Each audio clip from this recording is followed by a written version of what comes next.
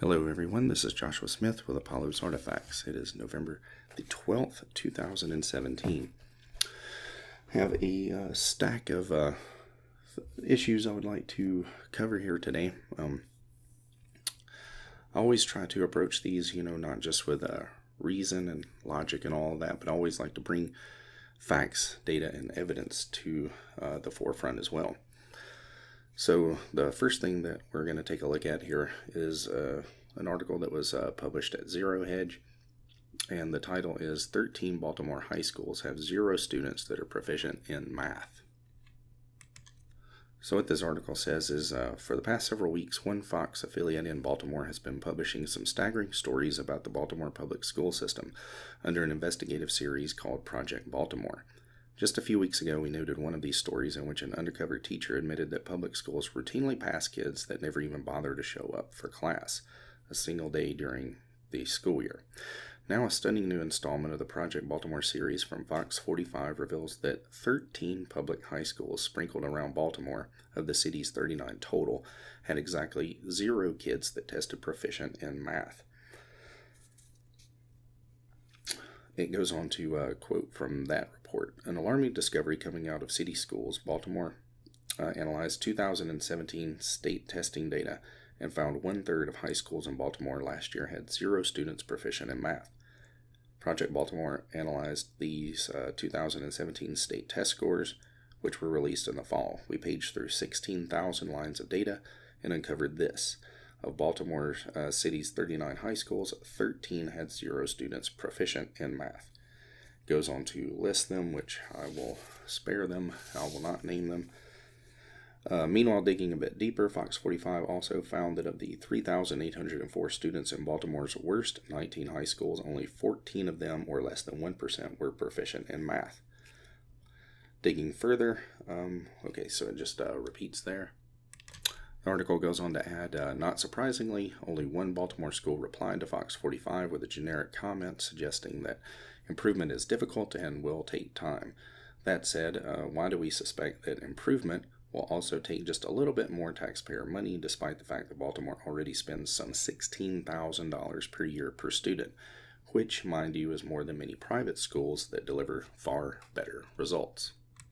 But one of the things that you always have to remember when you're dealing with, public issues, public school system issues like this, is that failure is not ever a case for real change. Failure is always, a demand for more money, right?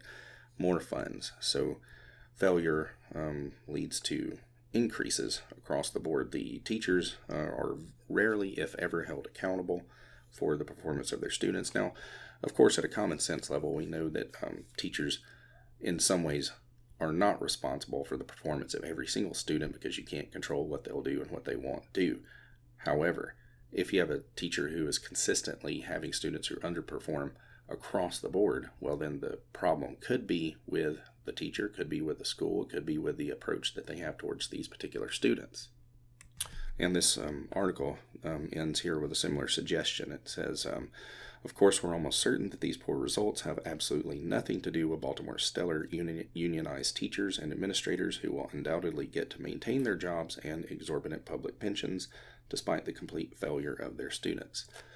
And government is always one of those situations where, failure, total lack of accountability, responsibility, and all that kind of stuff is grouped together. And there's no punishment for it. In fact, they generally will get some kind of a reward for this type of across-the-board failure. The next one I want to look at is also published at Zero Hedge. Title is About 33% of Students Drop Out of College. Here's how many go on to default on their student debt. Roughly 70% of America's bright-eyed and bushy-tailed high school seniors will go on to, and it has a mark through here, binge drink, study at a 4-year college. But to our complete shock, less than 2/3 of them will manage to graduate with a degree. Even worse, 30% of the students will drop out after just 1 year on campus. Not surprisingly, a survey conducted recently by Lind EDU found that college dropouts still managed to rack up an average of nearly $14,000 worth of student debt during their brief college careers, and a staggering number of them go on to default on that debt in very short order. Farther down in the article, it points out here that Lend EDU pegs the average student loan debt per graduated borrower figure at $28,000. So the aforementioned debt per dropout amount makes good sense. Under the assumption that most dropouts leave campus by the end of their second year, the debt per dropout figure is nearly half of the 4-year debt per borrower figure. Now, one of the things I don't point out here, though, is that most students do not go only for 4 years. It's usually, in the way that colleges, universities measure this, is usually on a 4 to 6 year or a 4 to 7 year average. That's how they calculate their graduation rates. But beyond that, as the study shows here, nearly half of college dropouts interviewed by Lend EDU admitted that they are not currently making payments on their debts. Even worse, just over 35% of the students interviewed said they hadn't made a single payment toward their student loans since dropping out of college, all of which resulted in nearly 50% of respondents saying they're currently in default on their student loan debts. When asked why they dropped out of college, roughly 1/3 of students cited financial reasons. Now, that is quite an umbrella term. That could mean maybe they found jobs that were better than what they thought that they would get if they continued to head on through college and get the degree and all that mess. There could be other circumstances, vehicle problems, housing problems, things that couldn't be taken care of by the student loans. It continues here, financial reasons that presumably get much worse after they drop out of school and ruin their credit by defaulting on their student loans. The plurality of college dropouts, 35.3%, cited financial reasons as the main reason for their leaving their respective college campuses. Trailing closely behind was social or family reasons, which brought in 34% of the vote, and that could be, illnesses and marriage or whatever else, divorce. After those two options, there was a significant drop-off. 12.9% of poll participants selected other, while 11% cited health reasons, and 5.4% dropped out because of academic reasons. Finally, legal reasons was an answer option selected by only 1.4%. I guess those would be homicidal maniacs and rapists or something. Digging further, we asked the 353 respondents that cited financial reasons as the main cause of dropping out this question. More specifically, did you drop out of college because you didn't want to borrow more student loan debt? Around 3/4, 74.79% of this subsection of college dropouts responded yes to that question. Meanwhile, 25.21% of those who dropped out because of financial troubles maintained that student loan debt had nothing to do with their monetary woes. Oh, I think it had something to do with it. As it continues here, of course, despite their lack of success their first time around, nearly 2/3 of college dropouts say that they are considering a second attempt at earning a college degree. Moreover, we're almost certain that their previous defaults will in no way hamper the appetite of banks that will be all too eager to throw even more taxpayer-subsidized student loans at their do-over attempts. So now we move on from public school failure to university failure to the next article. The headline here is majority of atheists are ex-Christians with a university education. No shock, really. The Atheist Alliance at the atheistcensus.com have launched a campaign to get some numbers on the sorts of people worldwide who describe themselves as atheist. So far, the sample group size is 69,798 and counting, with 64% describing themselves as atheist, with the second largest group referring to the term humanist. This is basically just a fig leaf term for atheism, very much like deism was in the past, and calling oneself a free thinker. It's essentially the same thing, boils down to the same. A whopping 34% are former Catholics, with a further 36% from other Christian denominations. The numbers also reveal that almost 60% have a university or college level education. And that is the part that I think should not be a surprise to anyone whatsoever. And I know that this particular portion will trigger a number of the atheist listeners out there, as the internet and YouTube in particular are full of them. The thing that we have here, so that connects all of these: public school failure, university level failure, and then people who have just some portion of a university education then come out as atheists. And it is not a surprise, and it should not be a surprise. But the other link that we need to put together with this is from this Pew Forum research study, which shows the sources of guidance of right and wrong among atheists, which is a natural question that somebody would have. Is like, okay, you say that you do not believe in God, therefore, where do you get your ethics or your morality, right? So the study results on this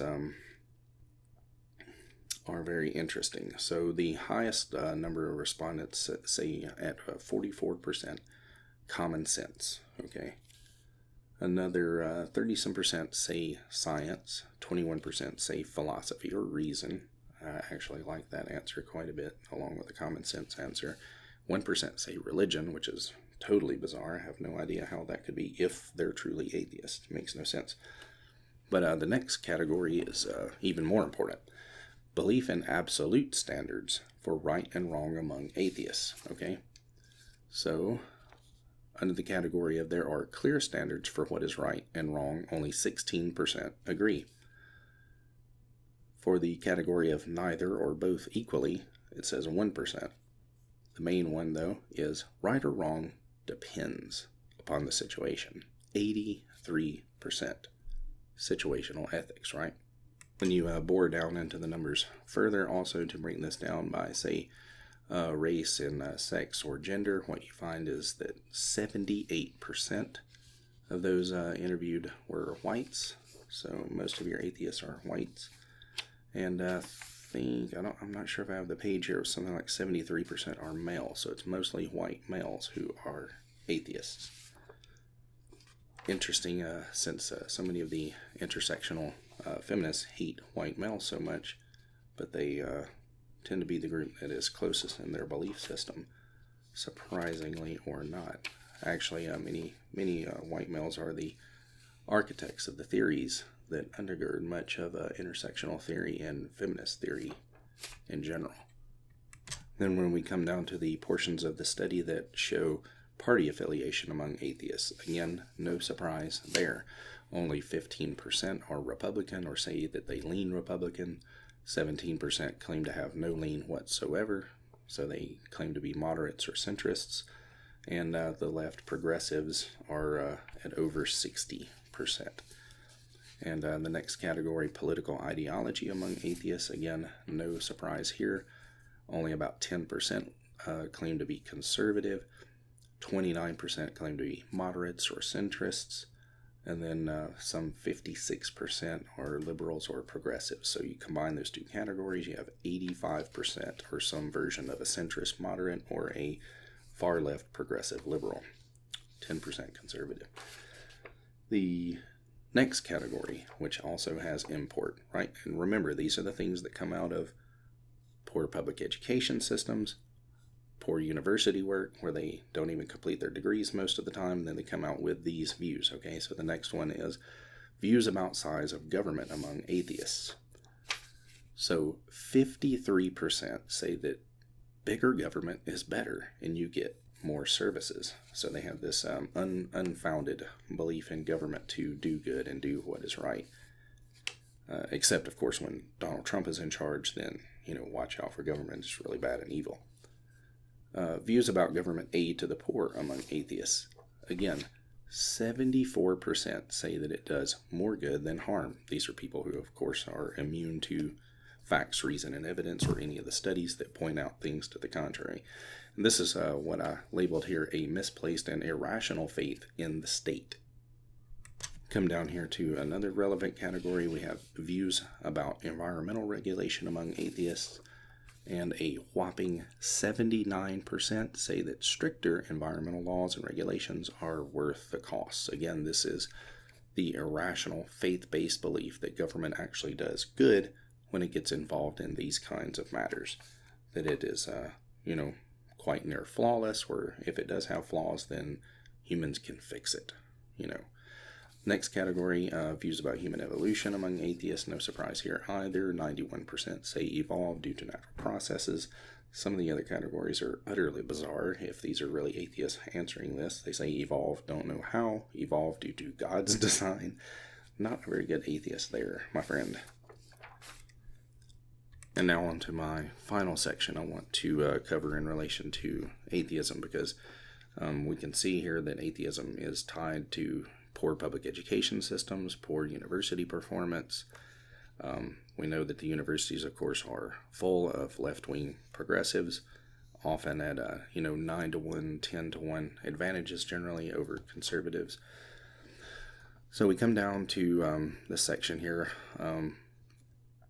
about Nietzsche and his parable of the madman.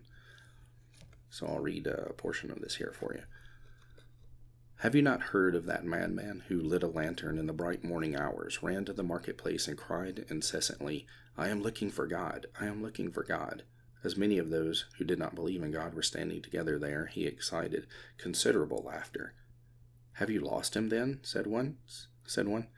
Did he lose his way like a child? Said another. Or is he hiding? Is he afraid of us? Has he gone on a voyage or emigrated? Thus they shouted and laughed. The madman sprang into their midst and pierced them with his glances. Where has God gone? He cried. I shall tell you. We have killed him, you and I. We are his murderers. But how have we done this? How were we able to drink up the sea? Who gave us the sponge to wipe away the entire horizon? What did we do when we unchained the earth from its sun? Whither is it moving now? Whither are we moving now? Away from all suns? Are we not perpetually falling? Backward, sideward, forward, in all directions, is there any up or down left? Are we not straying as through an infinite nothing? Do we not feel the breath of empty space? Has it not become colder? Is it not more and more night coming on all the time? Must lanterns be lit in the morning? Do we not hear anything yet of the noise of the gravediggers who are burying God? Do we not smell anything of God's decomposition? Gods too decompose. God is dead. God remains dead, and we have killed him. How shall we, murderers of all murderers, console ourselves? That which was the holiest and mightiest of all the world has yet possessed has bled to death under our knives. Who will wipe this blood off us? With what water could we purify ourselves? What festivals of atonement, what sacred games shall we need to invent? Is not the greatness of this deed too great for us? Must we not ourselves become gods simply to be worthy of it? There has never been a greater deed, and whosoever shall be born after us, for the sake of this deed he shall be part of a higher history than all history hitherto. Here the madman fell silent, and again regarded his listeners, and they too were silent, and stared at him in astonishment. At last he threw his lantern to the ground, and it broke and went out. I have come too early, he said then. My time has not yet come. The tremendous event is still on its way, still traveling. It has not yet reached the ears of men. Lightning and thunder require time. The light of the stars requires time. Deeds require time, even after they are done. But before they can be seen and heard, this deed is still more distant from them than the distant stars, and yet they have done it themselves. It has been further related that on the same day the madman entered divers churches, and there sang a requiem. Let out and quietened, he is said to have retorted each time, What are these churches now, if they are not the tombs and sepulchres of God? And many modern Christians, of course, tremendously misread these passages of Nietzsche, and they see this as some kind of a celebration of the death of God and all this kind of stuff, and they'll put out movies, God is not dead and all this kind of thing, but this is based on a fundamental misunderstanding of Nietzsche and what his claims were. So Nietzsche was saying that humans, through the movement of philosophical rationalism, materialism, and atheism, had eliminated God.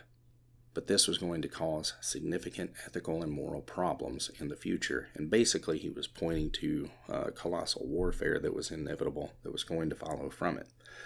And Nietzsche was proven right with both World War I and World War II. And because humanity has still not really found anything to put into place of what held the moral center before, we will have other disasters that pivot off of that as well. So that's just some food for thought. Tell me what you think in the comments below. Thanks.